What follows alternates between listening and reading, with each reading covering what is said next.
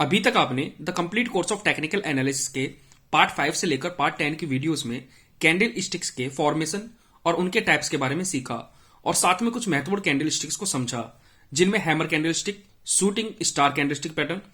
Types of doji candle stick pattern, bullish and bearish engulfing candle stick pattern, morning and evening star candle stick pattern तथा कुछ अन्य महत्वपूर्ण candle stick patterns को सीखा।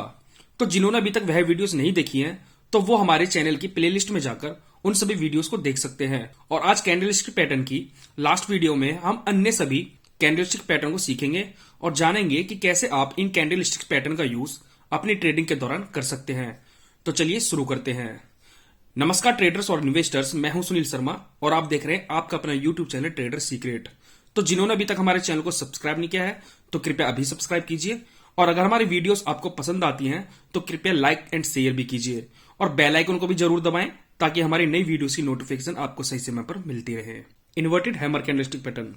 जब किसी टाइम फ्रेम के कैंडलस्टिक के दौरान माना स्टॉक का प्राइस 100 रुपीज के प्राइस पर ओपन होता है और फिर बायर्स द्वारा प्राइस को 106 रुपीज पर ले जाया जाता है और एक हाई क्रिएट होता है, लेकिन उसके बाद दोबारा से सेलर्स उसमें हावी हो जाते हैं और प्राइस को 99.5 रुपीज के प्राइस पर लाकर एक लो क्रिएट करते हैं, पर फाइनली वह कैंडल 102 रुपीज के प्राइस पर क्लोजिंग देती है। तो जब इस प्रकार कैंडल क्रिएट होती है जिसमें main body small green colour की क्रिएट होती है और नीचे की ओर एक नेग्लिजिबल विक क्रिएट होती है तथा ऊपर की एक लॉन्ग विक क्रिएट होती है, तो इस प्रकार से जो कैंडल क्रिएट होती है वह इन्वर्टेड हैमर कैंडल कहलाती है, जो बायर्स के द्वारा डिमांड के राइज होने का संकेत देती है।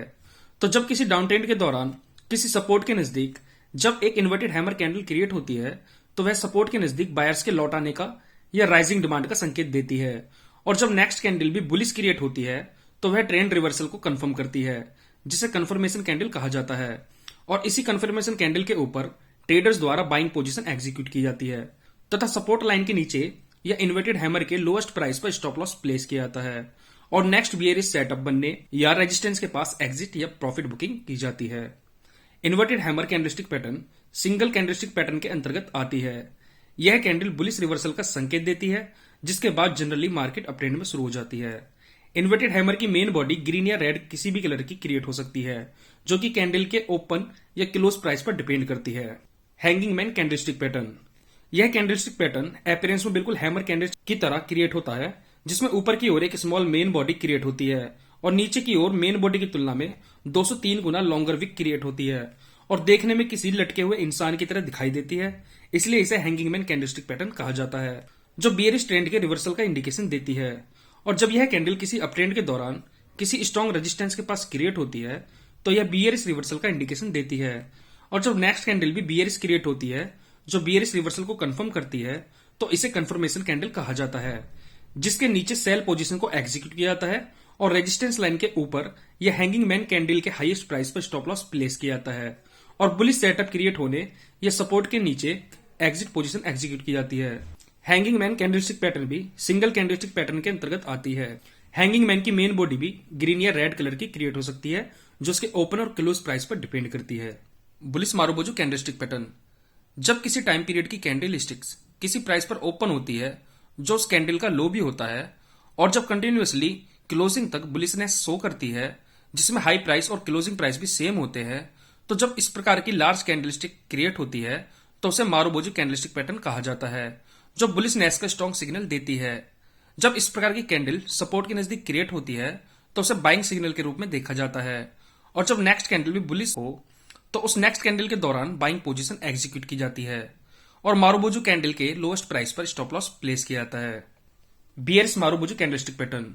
जब किसी अपट्रेंड के दौरान या ट्रेंड के बीच में कोई candle same high and open price create करती है और उसके बाद में सेलिंग प्रेशर के चलते एक लॉन्ग बियरिश कैंडल क्रिएट करती है जिसमें क्लोजिंग और लो प्राइस सेम होते हैं, तो इस बियरिश मारुबोजू कैंडलस्टिक पैटर्न कहा जाता है। और अगर नेक्स्ट कैंडल भी बियरिश क्रिएट होती है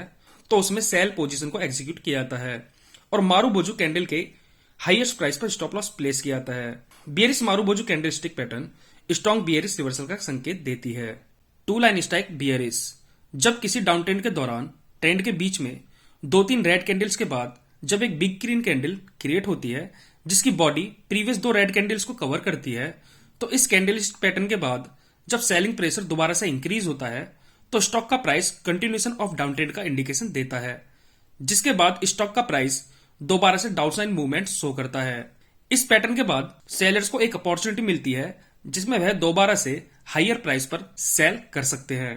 यह candlestick pattern multiple candlestick pattern के अंतर्गत आती है और बियरिश कंटिन्यूएशन का इंडिकेशन देती है। टू लाइन स्ट्राइक बुलिश, जब किसी स्टॉक में अपट्रेंड के दौरान ट्रेंड के बीच में जब एक big red candle previous two green candles को कवर करती है और उसके बाद बायर्स के द्वारा हैवी बाइंग के चलते स्टॉक का प्राइस दोबारा से अपट्रेंड में चलने लगता है, जो अपट्रेंड के कंटिन्यूएशन को इंडिकेट करता है। तो जब इस प्रकार का कैंडलस्टिक पैटर्न क्रिएट होता है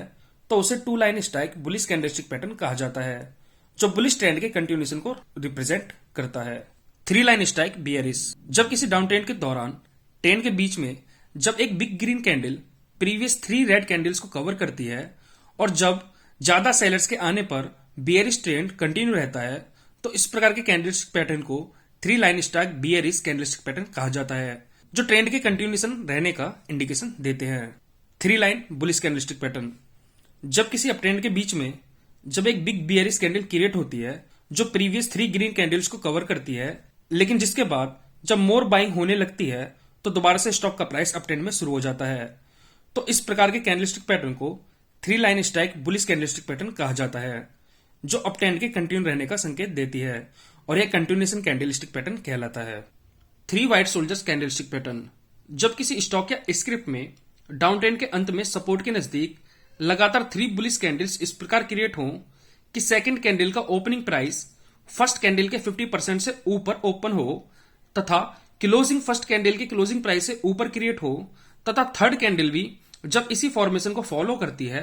तो इन 3 कैंडल्स के इस फॉर्मेशन को three white shoulders candlestick pattern कहा जाता है, जो स्टॉक में बुलिश ट्रेंड के लौट आने का इंडिकेशन देती हैं। हालांकि इस तरह की कैंडलस्टिक्स किसी न्यूज या अन्य रीजन के चलते क्रिएट होती हैं। Three black cross candlestick pattern, जब किसी अपट्रेंड के अंत में रेजिस्टेंस के पास जब कंटिन्यूअसली 3 बियरिश कैंडल इस प्रकार क्रिएट होती हैं जिनमें नेक्स्ट कैंडल का ओपनिंग प्राइस प्रीवियस कैंडल के 50% से नीचे हो, तो इस प्रकार के कैंडलस्टिक फॉर्मेशन को three black cross candlestick pattern कहा जाता है, जो बियरिश ट्रेंड का इंडिकेशन देती हैं। Three white soldiers and three black cross दोनों ही थ्री कैंडलस्टिक पैटर्न के अंतर्गत आती हैं। तो दोस्तों आज के लिए इतना ही। तो जिन्होंने अभी तक हमारे चैनल को सब्सक्राइब नहीं किया है कृपया भी सब्सक्राइब कीजिए और बेल आइकन को भी दबाएं ताकि हमारी नई वीडियोस का नोटिफिकेशन आपको सही समय पर मिलता रहे। थैंक यू, धन्यवाद।